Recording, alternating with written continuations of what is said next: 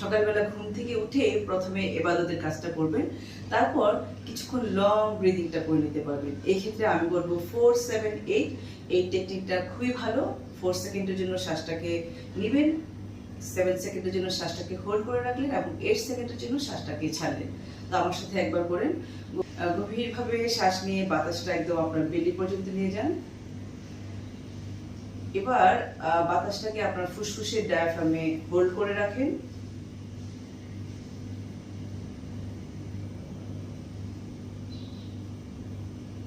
এবার ধীরে ধীরে মুখ দিয়ে ফু দিয়ে দমটিকে ছাড়েন।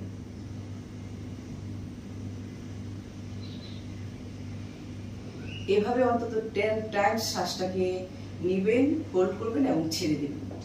দেখবেন সাথে সাথে আপনার নিজেকে স্থির লাগছে, শান্ত লাগছে এবং আপনি সারাদিনের কাজের জন্য প্রস্তুত। যে কোনো স্ট্রেস আপনি ম্যানেজ করতে পারবেন খুব সহজে।